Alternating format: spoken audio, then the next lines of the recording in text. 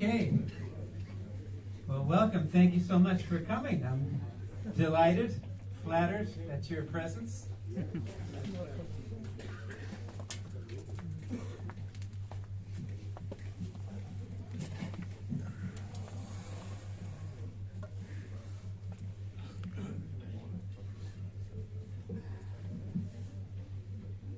So,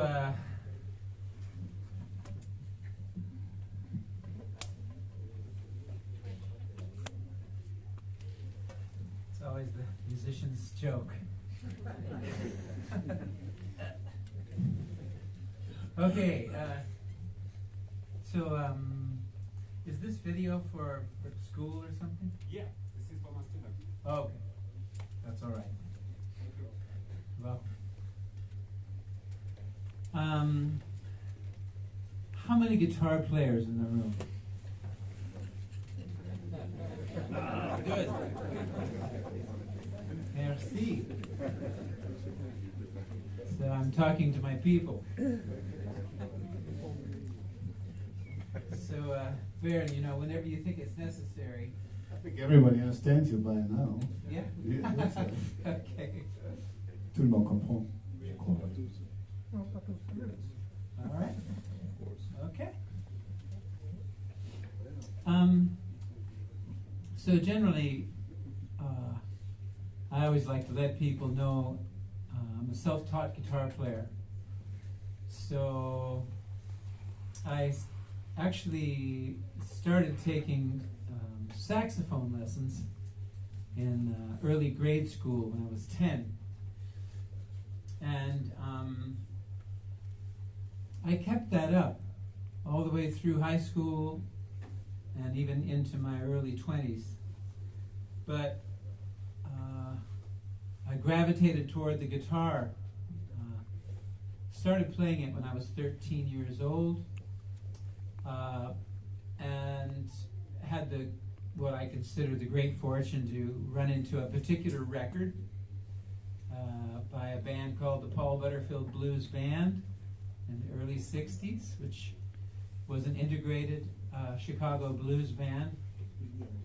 And they had the guitar player, Michael Bloomfield, who became my big hero.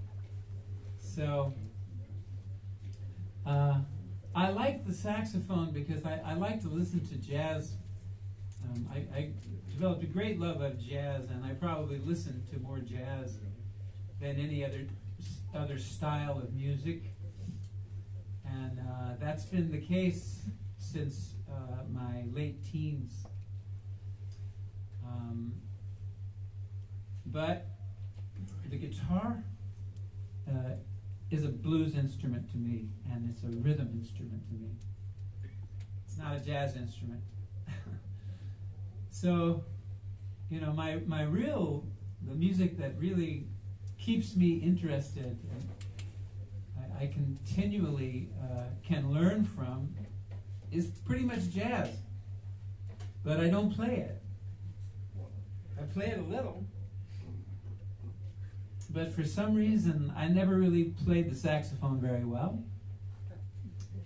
And the guitar, I seem to kind of excel at quickly.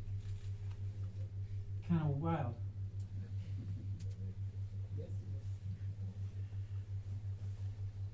But I listened to saxophone players.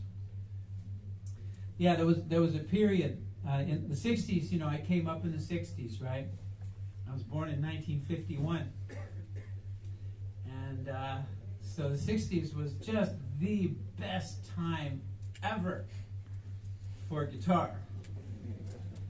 And I saw everybody.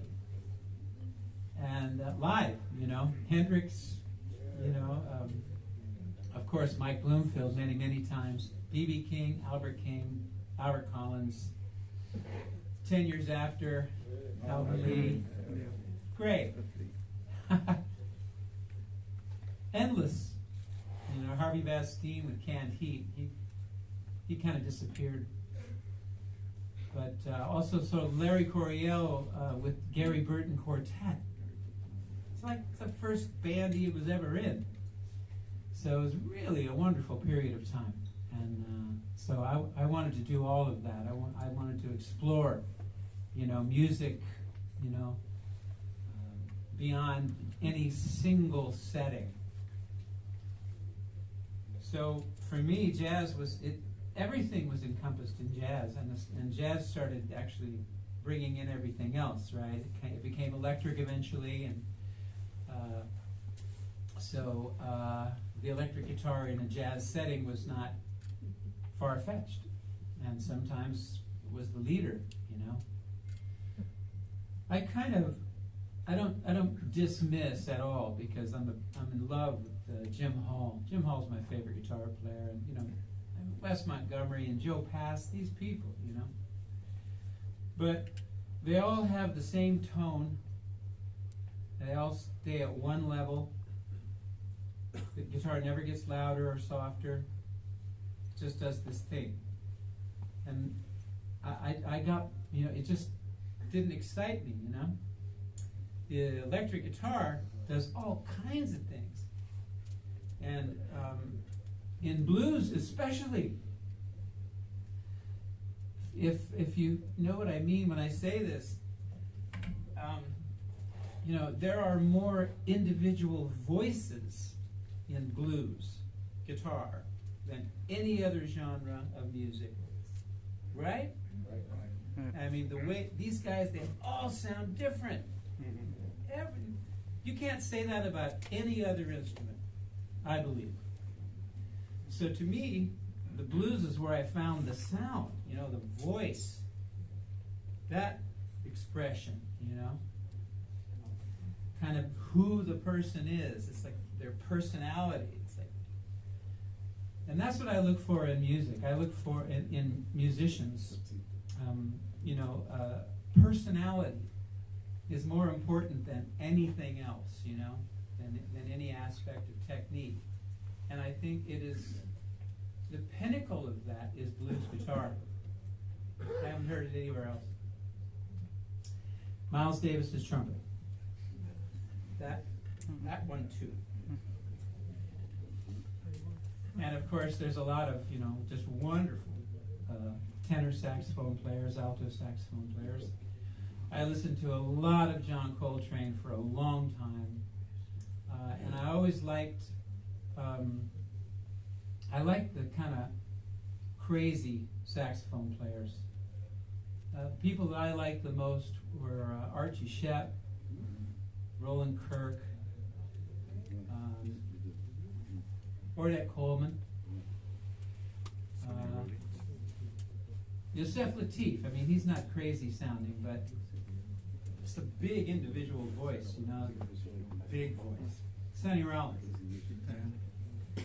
So I liked people who sounded like they're talking to you when they play, They're saying something to you. They have a message or a story to tell, And, I think about blues guitar players, and man, every one of them has an individual story to tell, Same notes, but somehow different,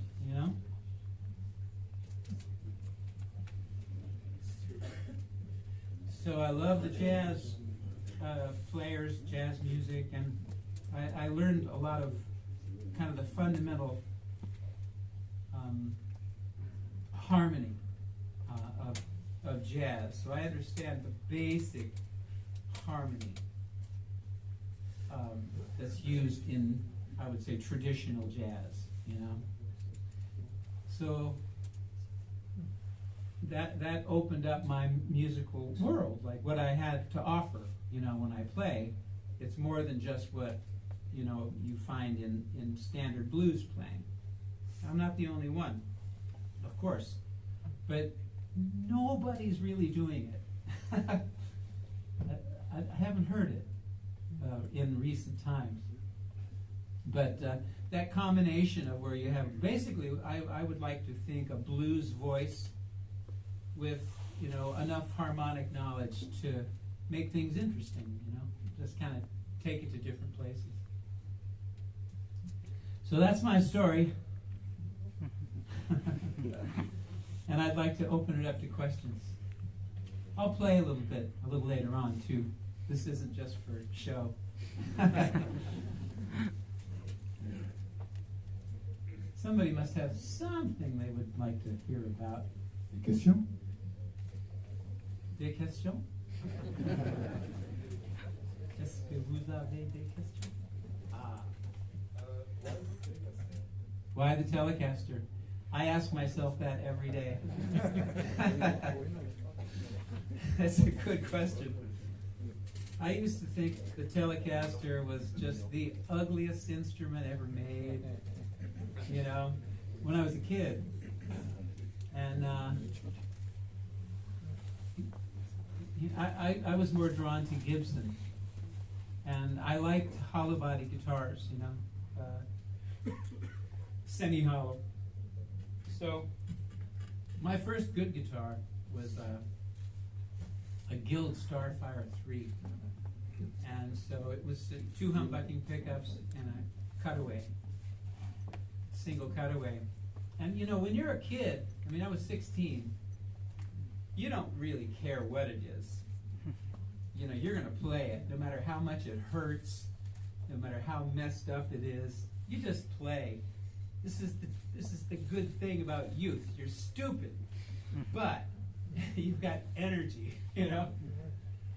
So we hope intelligence takes on a stronger role later on.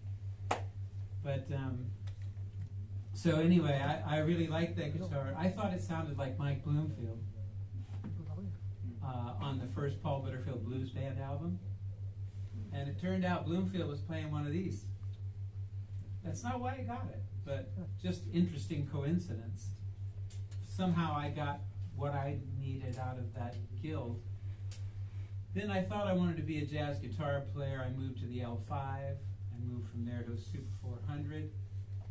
And then I started getting hired by other people, and I moved to the 335. Because it just, you know, like those big body guitars, they feed back. And I started, you know, using pedals and playing through a twin reverb with Joni Mitchell and the LA Express. And that was all new to me. And I had a big old honking Super 400, you know. Can't play that with Joni Mitchell. Fuzz tone, you know. So Tom Scott, who was the kind of director of the LA Express, the band, he took me down to a music store and I bought a 335 off the wall. And I played that with her. Then I bought a Guild for some reason again. So there's been a journey. But I was playing an instrument that they made for me, they built for me, designed for me at Fender. And it was called the Fender Elite Esprit. So this was a guitar that was meant to combine Telecaster, Les Paul, you know, those things never work. But I played that guitar for about 9 years. And then it was bright. It was a bright guitar. So I wanted to get something dark. But anyway, I was on the road with my band. I walked into a music store in San Francisco to buy guitar strings. I saw this guitar sitting over there, and I just beeline, you know, just went over to it, picked it up. I gotta have it. And I never liked these things, but the guitar, you know, just something vibed. And ever since then, I've played a lot of Les Pauls and tried some, you know, custom-made guitars, and I always come back to this thing. It's weird. I don't understand it. I really don't. I love that.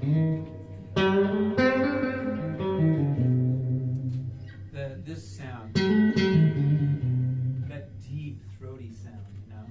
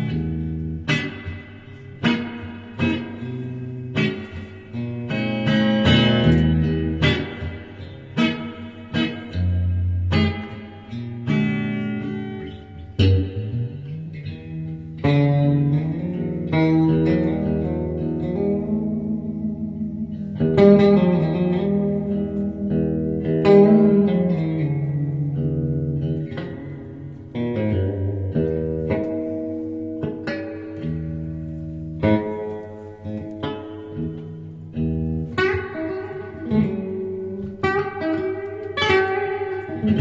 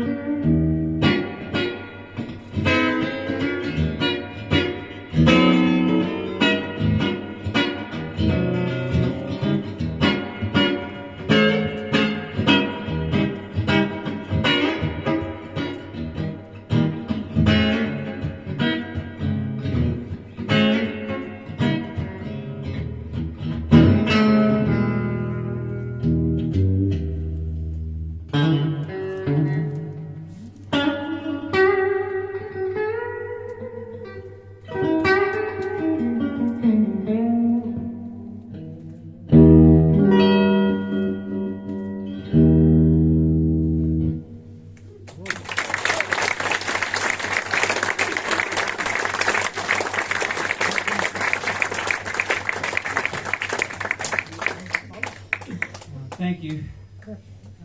Winging a prayer. All right, questions? Yes, sir. How did you become a professional musician?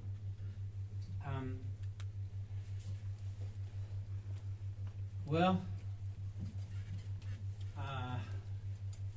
I was always had kind of a performance Jones. You know, like I would want to be in the talent show, you know. I mean, at first, I don't think I thought about it as anything other than just wanting to, you know, express myself in front of a bunch of people as a kid. And I sang, you know, and I had a nice enough voice, I think. And I played a little alto saxophone. So my younger brother and I did a thing, you know, talent show. And my first high school girlfriend, she was a singer. And I played a little bit of piano just by sitting and playing, learning things. So I used to back her up a little bit here and there. And I just knew that I wanted to play music. That was all that mattered to me. I just knew that I wanted to play music. And literally nothing else interested me, really. I played a little bit of sports, but too competitive. I don't like competition, you know? I don't like to compete. As soon as music becomes competitive, I'm like, oh, y'all have a good time. I'm going to go have a hamburger. Because it happens, right? People start trying to outplay each other, and that shit is like, nah, I can't do it. It's a musical, you know? It's not a musical expression. It's a technical expression. So, I got hired. You know, I'll tell you what. The first real gig I ever got, you know, was someone who was known. You know the harmonica player Charlie Musselwhite? Yeah. Chicago blues harmonica player. Charlie's from Mississippi. Right, you're hip to him. He's moving back to Mississippi. He's literally moving back to Mississippi. Like, wow. He's been in California forever. But anyway, my brother and I had a band, and we opened for Charlie Musselwhite and John Hammond Jr. If you're hip to John Hammond Jr. Slide guitar, Robert Johnson, big Robert Johnson guy, you know. He's also the son of John Hammond Sr., who discovered Count Basie, Billie Holiday, first to sign all these guys. This was his son. He's done fairly well in the U.S. on his own. So it was 3 bands, and 2 sets. So we played our set, and Charlie played his set, and then he asked my older brother Patrick, he said, I want to fire my drummer and I want you to join my band. And Patrick, maybe he just said, you know, I'm going to send my drummer home. I'd like you to play my set with me. And Pat said, sure, you know, great. We were fans of Charlie. So then Charlie, you know, and then we were back the next night. So my brother Patrick played all of the sets, you know, and Charlie wanted Patrick to go on the road with him. He was going on a 3-month tour. So absolutely, Patrick, you should do this, you know, and he did. He went on the road with Charlie Musselwhite for 3 months. He came back and he said to Charlie, look, I want to keep playing with my brother, Robben. And Charlie said, well, I'll hire him. I played the saxophone on those gigs. Back in those days, I would still play a little saxophone. And Charlie actually liked the way I played saxophone. And so he hired me so that my older brother Patrick wouldn't leave, and because I played a little saxophone. Interesting way to become a professional musician.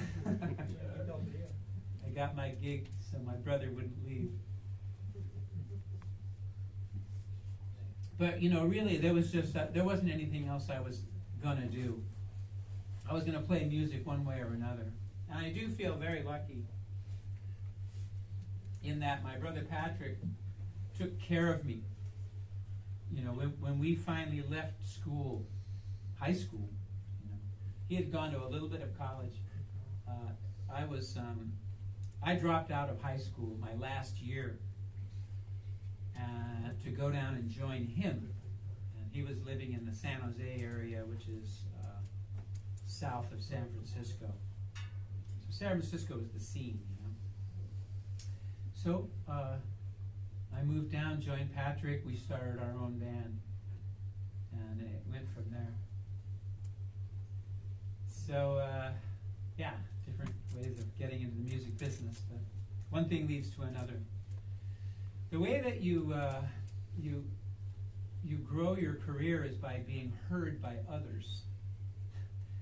So you need to be playing somewhere where people can hear you. I mean, that's really it. There's no other way. You know? And I'll add something to that, just on the professional side.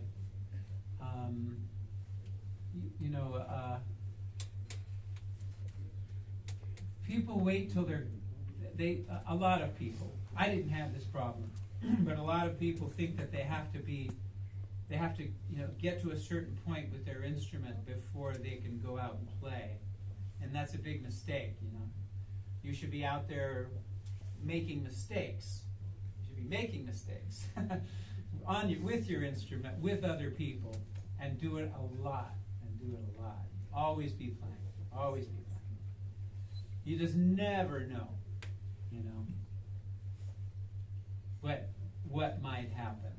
But you have to be playing for it to happen. So that's a little recommendation. I mean, that's how, you know, I got my gigs with somebody who heard me over there. They happened to come into the club or happened to be at the festival, you know.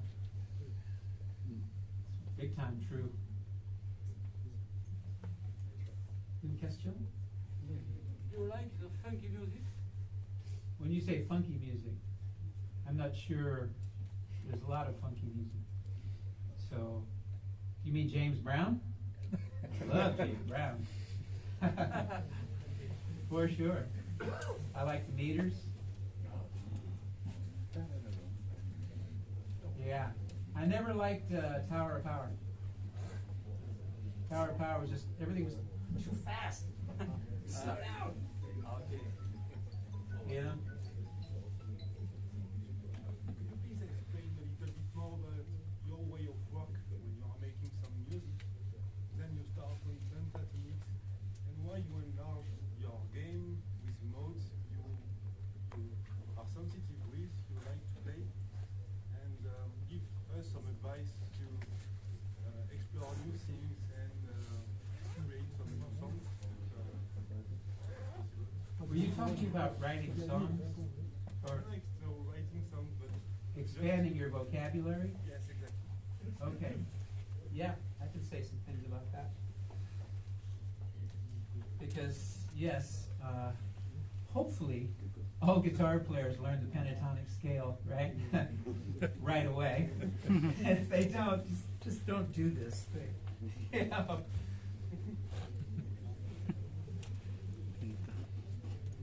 You know that the guitar is tuned to the pentatonic scale, right? Come again?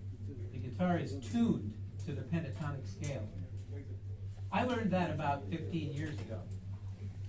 I didn't know that until I was in my 40s or something. But the guitar is tuned to the pentatonic scale. So it's like, duh. So indeed, that's our first, it's just right there. And all you can go, right? I mean, how simple, you know. It's not too much being asked of you to play the pentatonic scale in the key of E. It hurts more to play it in the key of F. Anyway, you know. So, the first thing that I did to start expanding, you know, my musical knowledge was to learn chords, jazz chords. And I remember very vividly, I was playing a gig with my brothers. We were all young. I was 18 or something. And I'm up there playing away, and I just went, I don't know any chords. It just struck me. I mean, you know, sure, I knew that, you know.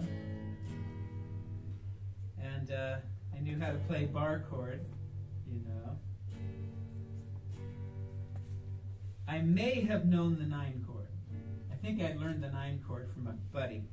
But that was the only hip chord I knew, you know. And everything else was, I like to call cowboy chords. And, you know.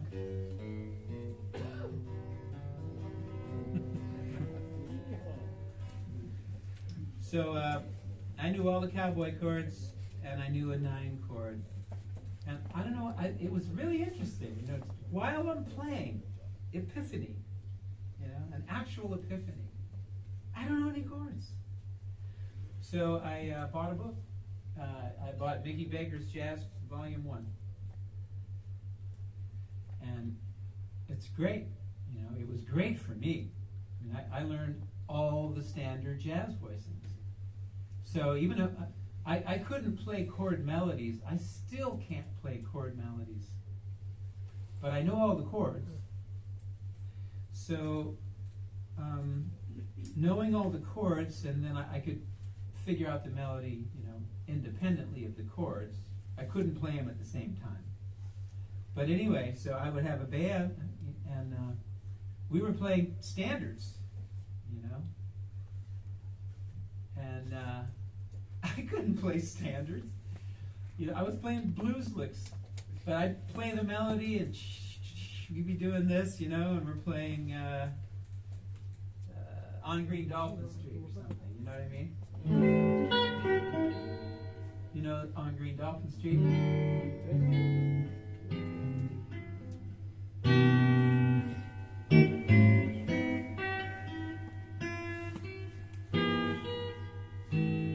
Can't play this stuff.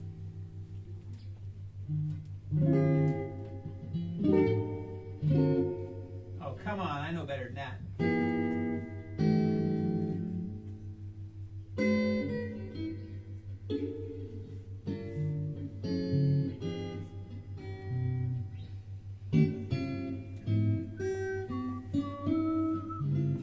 It's not right.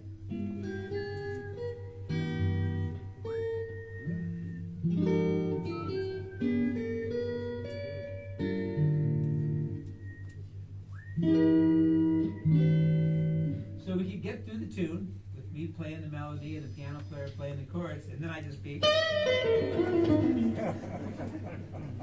loud. But I did it. And then, very shortly thereafter, I'm like, I don't know how to play. I don't know the scales that go through these chords, because every chord has a scale. So I got another book, and I learned the scales, and I practiced the scales, and I practiced, back and forth picking technique. I started getting a little more studious, Play it in all keys, Upstroke, downstroke first. So basically, do you know what modal playing is? Yeah. Okay.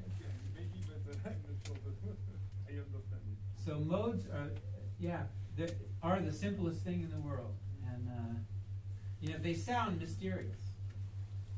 But the guitar is not a good way to demonstrate the modes. But you can visualize a piano, right? Everybody knows what the white keys of the piano look like. And that's do, re, mi, fa, sol, la, ti, do, right? Just all the way up and down. Okay. So you play a C major triad, first degree, third degree, and fifth, right? Tonic, second, third, fourth, fifth, right? And if you just play that like this, you've harmonized the C major scale. Does that make sense? Yeah. Like that. So, all right.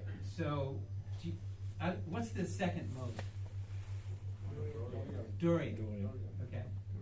So now, instead of starting with the C, because you don't even have to change your fingers, right? Playing these triads. So now, instead of starting with the C, you start with the D minor, and you go all the way up the octave to the next D minor. That's the Dorian mode. Exactly the same notes, exactly the same, keys, right? So it's the same thing, but it sounds different just because you start in a different place. And then it'll sound like really mysterious, like the third mode. What's the third mode? Phrygian. Yeah, I mean that one. It's very Middle Eastern, So if I play C major, right? Right? Harmonize it.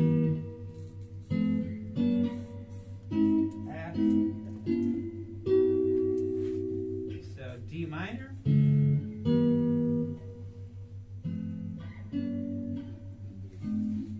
I can't do it. But anyway, so that's the sound. So now we're going to start with D.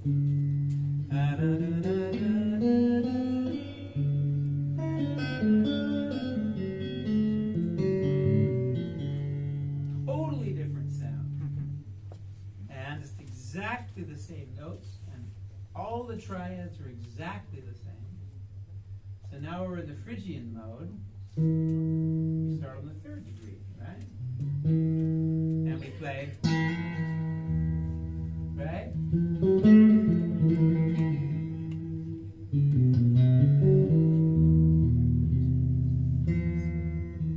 So it sounds like you're playing all kinds of different music. You're playing do, re, mi, fa, sol, la, ti, do. You're just starting on the third degree and ending on the third degree and using the same triads. It's just the C major scale, starting on to different degrees. So like the Mixolydian mode, right? That's the only one I ever knew, because it's a seventh chord, and so I had to figure out what the scale was. I had no teachers. So I had to figure out what the scale was to play, a G7. It had to be a flatted seventh. So I called it the G7 scale. And traditionally, it's known as the Mixolydian mode because we're playing the C major scale starting on the fifth degree, right?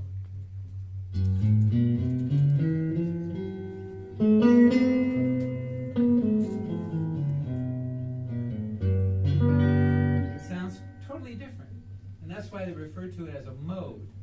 It's a mode. It's not a key. It's a mode, which, you know, just, it's a quality. It's the Phrygian quality of the C major scale. Does this make sense? Yeah, and the piano just gives it to you right away. It's hard to demonstrate shit like that on the guitar. You know? I use it a lot, though, when I teach. When I do, you know, like real clinics, when we all have guitars and shit like that, you know. Because it surprises people how much, you know, if you know one chord, you know 5 chords. You do. You just don't realize it. Okay, here's a G triad. Well, if I put a C in the root, I have this C major 9 chord, C major 7 add 9. If I put an A in the root, I have this wonderful sus voice suspended. I have 11th chord, you know. If I put an F in the root, that's the 4th mode. What's the 4th mode? Lydian.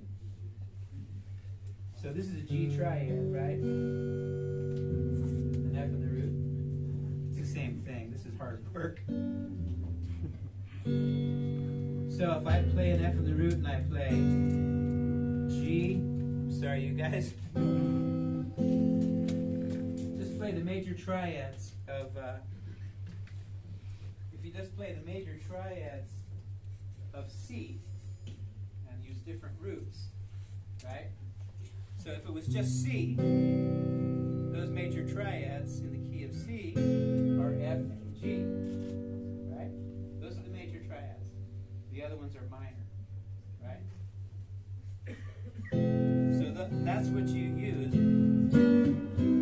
It's just C, F, and G. That's what you're going to play.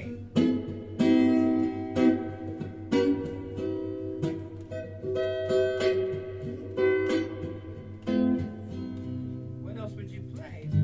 Nope.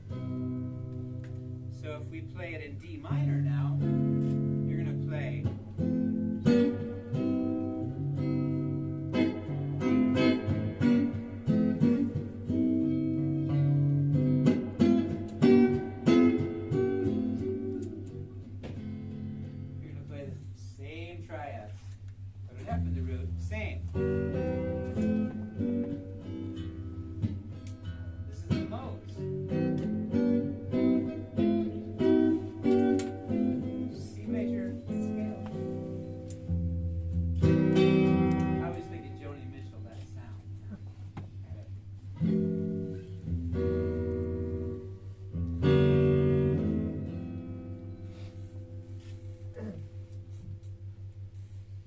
So the 3 major triads in the key is C, C, F, and G.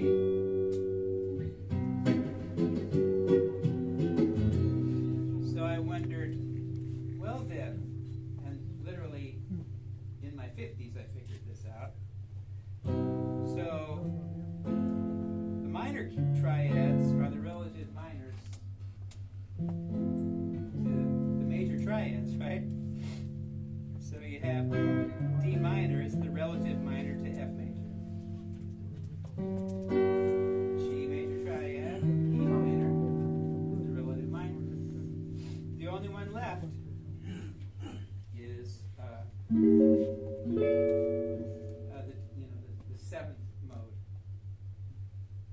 What's the 7th mode? Does anybody know? Locrian? Okay. So let's see. I always get a little confused.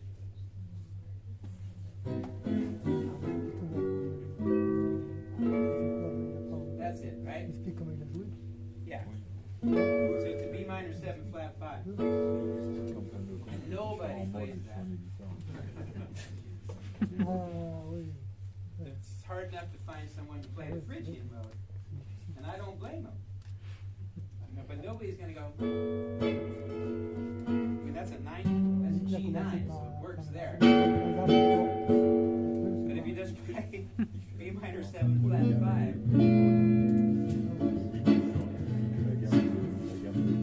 no, you're not going to do that for very long. Because that wants to go.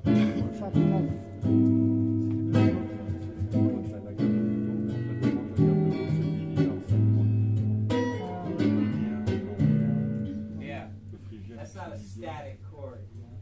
It just doesn't work. Okay, that's a lot on the modes. I hope that made sense to people. Because, yeah, the modes, everybody gets a little, like, wow, modes, just the word. Oh, the modes. It's more like, yeah, the quality. Ou son de guitare.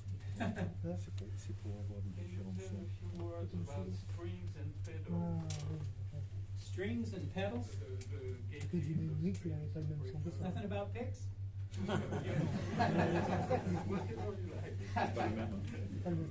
I use Diodario 10s, and I have been using them for over 30 years. Ça fait 7 ans que je suis chien. I use, basically, I refer to it as Fender Heavies.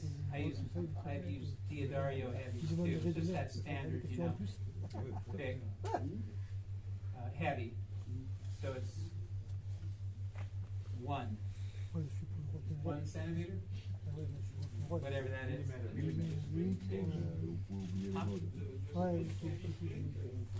The strings are 10 through 46. Yeah, and then Fender heavy picks. And as far as pedals go,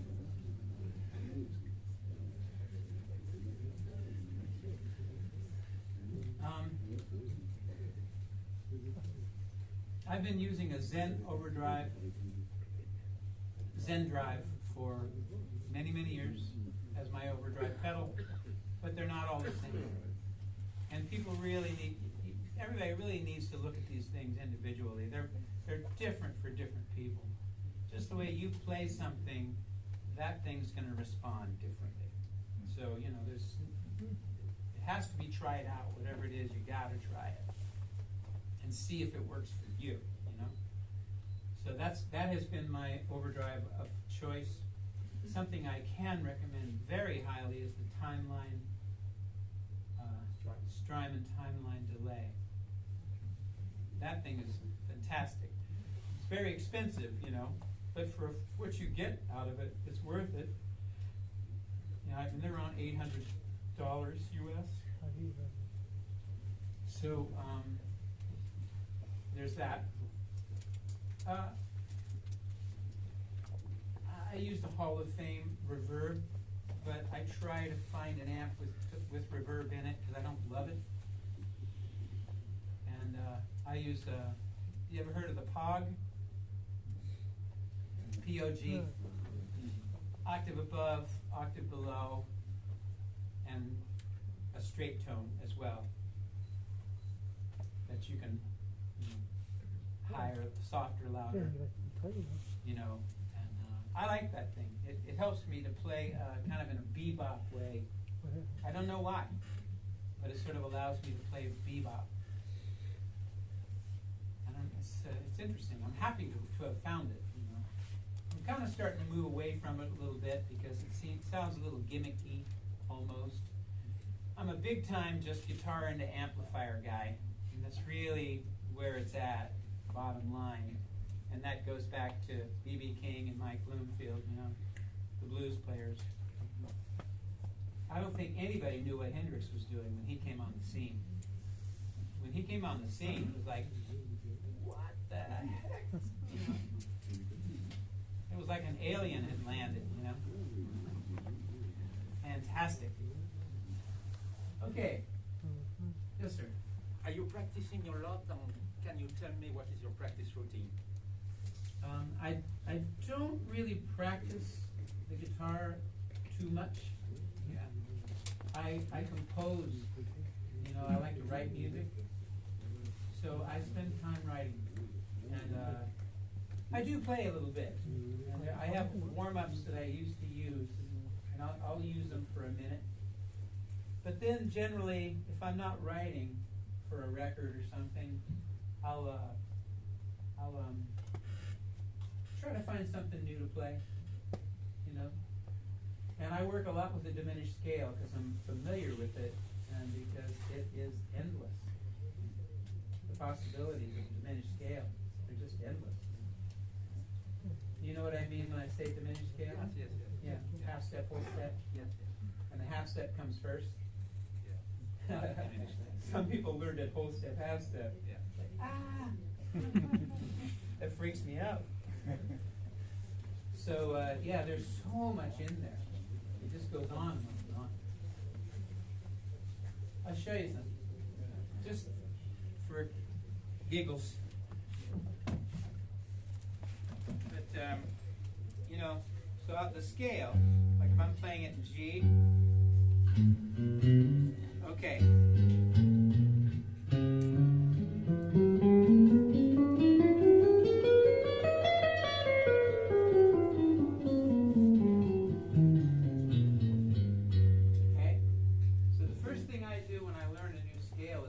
Find the triads. You know what I mean? Yeah. Just like you would the major scale.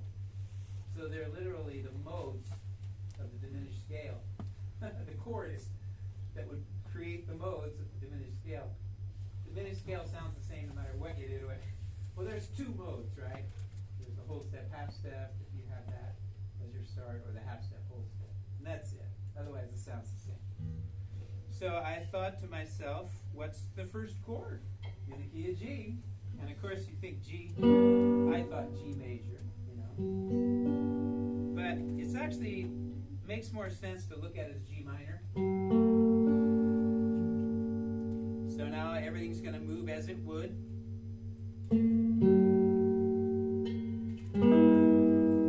Yeah, that's it. And that continues. That's it. So you have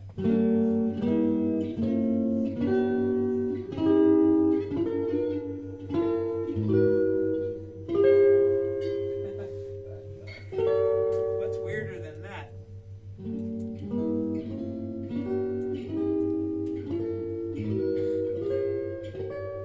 Right? So you have a minor triad and a major triad, and that's it. Pretty much, you know, that runs the whole guitar. Sorry, can you show us this time? Yeah. So I'm starting in G, right? And we're playing the diminished scale like this. Right? You know what I mean? Half step, whole step.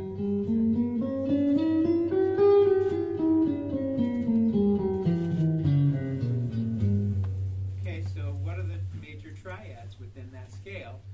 And my first thought was G major, because I'm hearing it that way, as major. Okay, well let's make it minor, you know. So there it is, G minor. So next triad, right? Everything moves. It's an E triad. Next triad, B flat minor. That's all you're doing, right?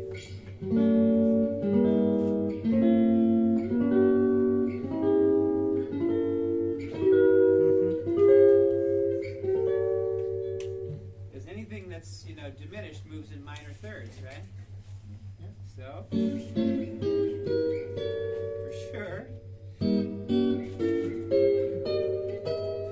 sure, you know. So it's like very limited, you know, in that way. It's two modes, you know. So I'm like, well, what could I do with them triads? You know, I mean, I do a lot with them, but I just use them. I just play that. I'll just play that. It's just a triad. It's no different than.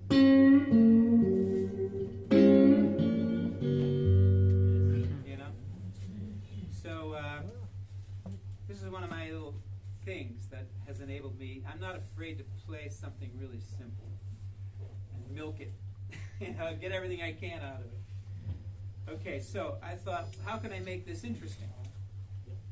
And you know, there's a thing that composers do is just the displacements of displace the notes, right? So it's like, okay, I'll put the fifth in the root here, third here, and the root up here, right? Okay.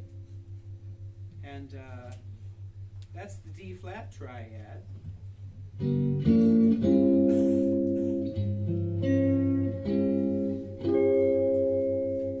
then I put the G like this, root in the bass, fifth and third.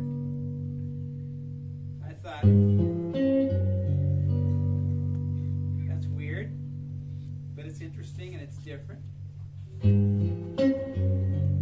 I wrote a whole song based on it from, I don't know if anybody's heard the Jing Chi records, but our last one, it's called Supremo. These are good records that no one's heard. So I thought that was very weird but evocative.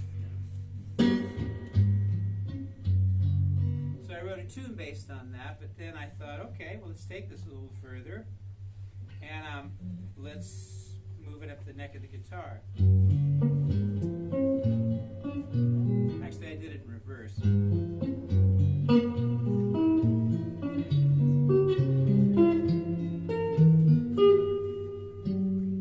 Right? Just as an exercise. And, you know, just expanding your knowledge of the guitar. I feel like everybody's big problem is they just don't know what's on, they don't know the guitar. People don't learn, they don't really learn the neck, you know? And just by playing scales all over the whole guitar,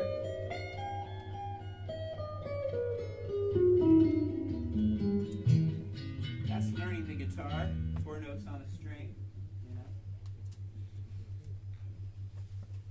Yeah, knowing how to play C there, there, there, there, there, there, there, right?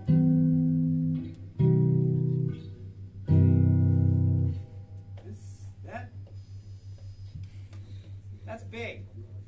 When you know how to, when you know where shit is on the guitar, then you have something to play because you're there. Oh, I'm here. What am I going to do now? Well, there's plenty to do. I'm a big lover of triads, man. I love triads. Triads are funky.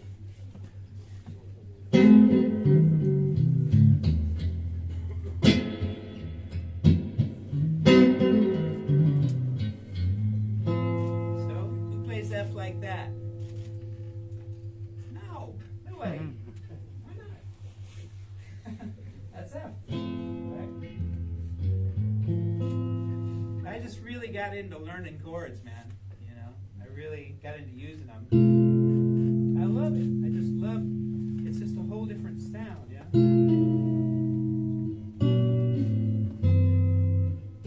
I mean, I'm not the only one.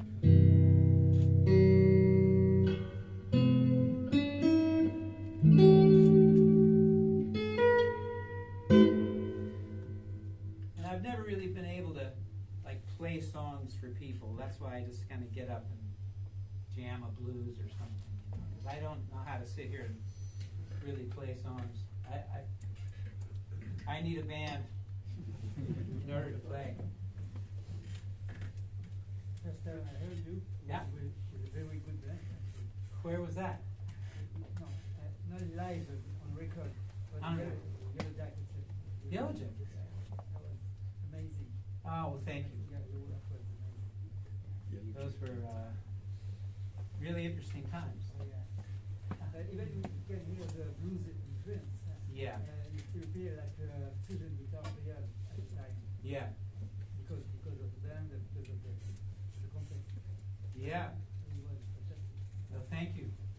Yeah, it was Russell Ferrante, you know. He was sort of the musical mind of that band. And you did again. We can hear a lot, not complex, but very a lot of variation. Solos. Yeah, I mean, I know how to play a 2-5-1, and that's kind of it. That was a period there, you know. Like, it was important to me to be able to play. I was trying to really play fast, you know. I was trying to learn how to play faster, and now, I'm not a fast player. I mean, these are things that, you know, like along the way, it's good to kind of keep open to this. I actually was just watching this an interview today. It's a round table of musicians sharing stories and talking about Miles Davis. It's Ron Carter, Jimmy Heath, Roy Haynes, Freddie Hubbard. That really blew me away. Marcus Miller. And I think there's somebody else in there. You can find it. It's you know, Miles Davis, Ron Carter. It was done in 2008 or something, because Freddie's no longer alive. It looked as though it came out yesterday. But they were talking about, you know, well, Ron, he said, you know, I always wanted to play like Dizzy Gillespie, but I just couldn't, you know. He figured it out. It's like, you're never going to play like that. You're not him, you know. So it's a really wonderful thing when you start. It's like we were talking earlier about competition, you know. Like I remember when I gave up competing, I just stopped competing. So many great musicians out there in the world. It's like, fingers are flying, you know. I mean, guitar went to a whole nother level when we came along with shredding, you know, and I mean, people like Yngwie Malmsteen, you know. And then I guess then comes Steve Vai and then Joe Satriani. Holy shit, you know. You can't compete with that, you know. Maybe you can, but I can't. And so I would just sort of shrug it off, you know. A little envy on my part, you know, to be able to do that, but it's like, you know, if you're competing, if you're comparing yourself, that's maybe okay when you're a kid, but, you know, when you become a little bit more of a grown person, you get into your 30s, you should kind of know what you're doing, I think, in music. 30s seems like you should kind of have a pretty good idea of where you're at as a musician, and then go with it, you know? Run with it. You know? So that's what I did, and I was trying to be a jazz guitar player for much of my early career, and it's like, you're not. You're a blues guitar player, man, who likes to listen to John Coltrane. Okay, yeah, okay. I can listen to John Coltrane and I can play blues. How are we for time? Robin, please, just one question for you. What goes through your mind when you're ahead of a 12-bar blues or 2 or 3 runs coming along? What goes through your mind? Oh, what am I going to do there and after? What do you think? I don't think.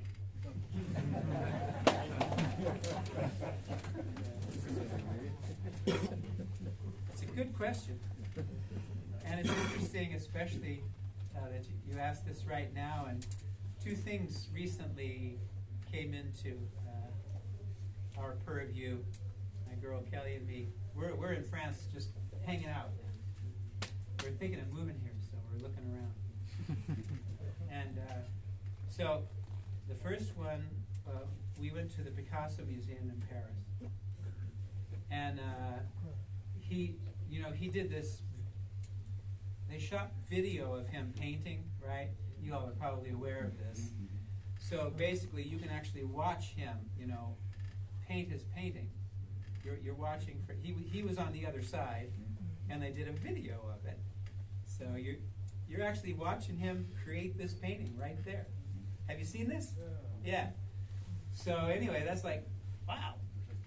And there's quotes, of course, you know, and him being interviewed, other little videos, and he says, I start my painting and then my painting paints itself. And he was even giving Jean Cocteau some shit about it. He's saying, you keep trying to make your movie, but your movie makes itself. You know?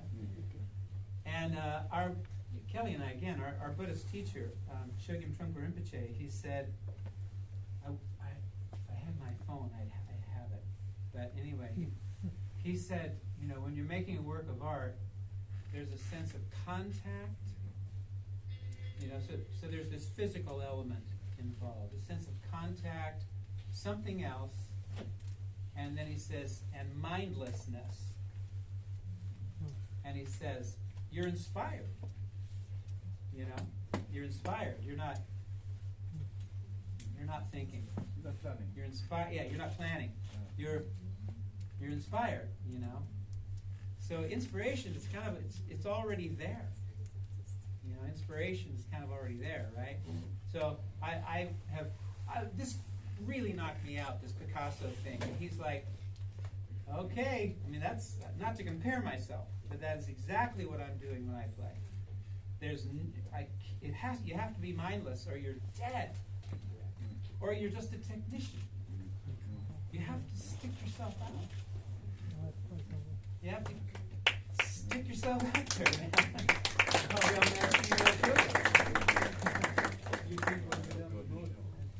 What? You think when you learn the modes at home.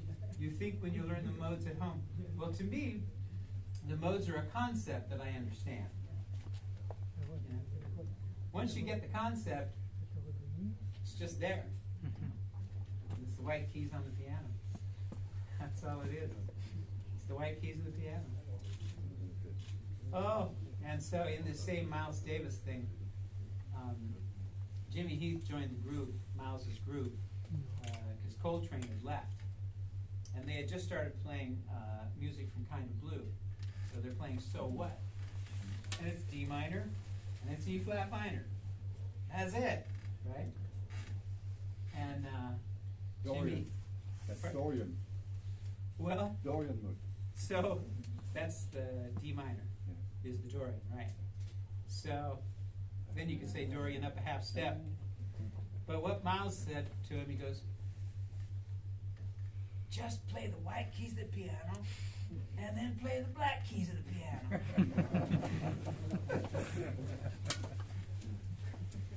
So you're not starting in any one place, you know?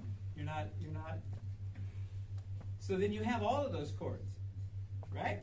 That's kind of that's the lesson in there. You know, it doesn't matter what mode you're in, you still have all of those. It's all the same stuff, you know. So you can just play in C major, while somebody else is playing D minor. Because Jimmy was thinking, well, I got to play D minor 7, and Miles is like, no. This isn't D minor 7. It's the mode. It is the mode. But it's like he didn't even want to call it that. I don't think. It's pretty wild. This kind of thinking is really, to me, it's a relief. I'm so glad that there was a Miles Davis, because he's the guy who thought like that. He's the guy who, just, I don't know. It's just like, you just kind of do it. Just do what you do and you go home. Something like that, I don't know. But he would say things like that, right? I'll just play something I like and then I'll go home. Yeah. He wanted to be able to play like Dizzy Gillespie, guaranteed. Absolutely, no question about it. He wanted to be able to play as well as a lot of people, but he couldn't. So instead, he became Miles Davis. Everyone in this room is very happy about that. All right, how are we, Darren? Right in time. Cool? Oh, yeah. I think everybody can understand you. Or is there any questions? Somebody Robert? didn't understand something? quelqu'un par compris? Could you tell us about your experience with Larry Carlton? Okay, one last experience, one last thing. Okay. Well, it goes back a long way. I'll tell you from the beginning. It's not that long of a story, but you know, Larry was in the Crusaders band. At the same time, I was playing with Jimmy Witherspoon, and I was in LA. And I didn't know who Larry was personally, and I didn't like the Crusaders. You know, I thought they were playing pop jazz, and I was just all into Coltrane, you know, and Miles Davis, and I didn't listen to very much electric jazz at that time. So anyway, I got a call, and it was the very day that I was leaving Jimmy Witherspoon. The very day, I got a call from this guy, Tom Scott, and he's in this group called the LA Express. And he says, "How would you like to go on the road with Joni Mitchell?" I said, "Well, no. I mean, I've just been with Jimmy Witherspoon for 2 years. I feel the need to go explore my own music a little bit." And he goes, "Well, let me bring over a couple of records." And you know, the LA Express's new record and Joni Mitchell's new record, neither which had come out. He had acetates, you know, the old acetate of the first LA Express and Joni Mitchell Court and Spark. Whoa. And I don't remember which one he played first, but I did not care for the LA Express's music. And he played Joni Mitchell's record, and it was clearly beautiful. It was like, wow, this is great music, you know, no matter what you call it. And I kept tuning into the drummer. I just liked the drummer. And it was John Guerin, you know. So the next day, I went over to jam with the band. And Larry was there, knowing he couldn't do the tour because he had commitments with the Crusaders. So Larry would show me like the riff to something, you know, that we were going to play. It's like, okay, it goes, and I'm like, okay, and I would play, and that was it. And apparently he'd been coming out to see me play with Jimmy Witherspoon. I'd never met him, and so anyway, I got the gig with the LA Express, and I toured with them, and somewhere during the tour we were off for 3 weeks or something, and I got a call, and it was Larry Carlton. He said, "Hey man, you want to come over?" I'm like, "Sure," you know. So I went over to his house, and we jammed for a couple of hours together, and there was a moment there for me because I didn't know how to accompany. I did not know how to go, you know. I didn't know how to do it. All the way up to that point, I had been, you know, either blues or I would, in my bands, I'd play the melody, take a solo, and then stop. Because I wanted to be a tenor saxophone player. So I acted like one. So I didn't know how to accompany. And this became very clear at that moment. You know, like, we played something. It was kind of a blues. I think we just kind of played on a blues. Something like that, you know. And he played first, you know.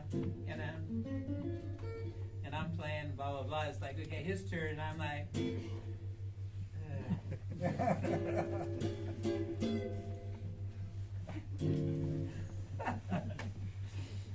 he goes, "Where is it, man?"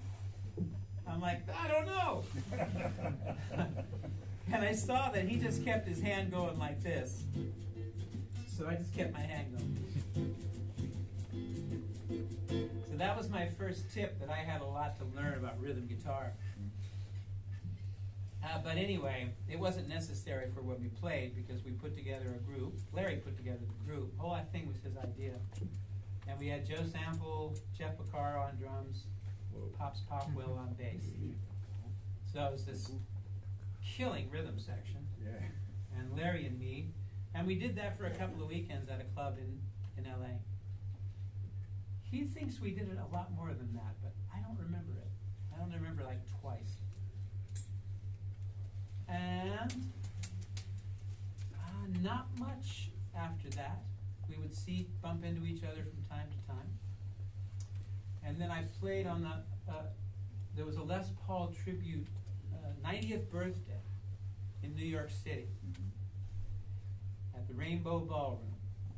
And a ton of people were there. I mean, really, just hundreds of guitar players, you know. And Larry was there. And Larry says to me, "Hey, man, how would you like to go to Japan with me?" I'm like, "I would love to do that." So that's when it started, you know, and you know, we got that together, you know, went to Japan. We went a couple of times. One of them had that live performance thing that we did that's been released, acoustic, from New Morning in Paris. But we did first live in Tokyo, and then we came back and did that. And for about 2.5 years, we toured all over the world. Went to Australia, went to Europe a lot, and U.S., toured around the U.S. And that was fun. That was fun. It was just a good vibe, you know, a lot of mutual respect, you know. Yeah. And I mean, I didn't know, you know, originally that how much I had influenced Larry. I didn't listen to Larry Carlton. I didn't know who he was. It just wasn't in my purview. And I stopped listening to guitar players a long time ago, because whatever you listen to, that's what you're going to sound like. And I figured that out real early. So I don't listen. I stopped listening to guitar players, except blues players. I'll listen to them anytime. So that's kind of the story with Larry. Okay. Yeah? And yeah, we finally became friends. You know, the earlier things were just sort of acquaintances, you know, and little encounters. But, you know, after spending all that time, you know, on the road, a lot, man, you know. It was cool, you know, to develop a real friendship with him. Warms my heart. Yeah. All right, people. I'm going to say goodnight. And it's been a pleasure.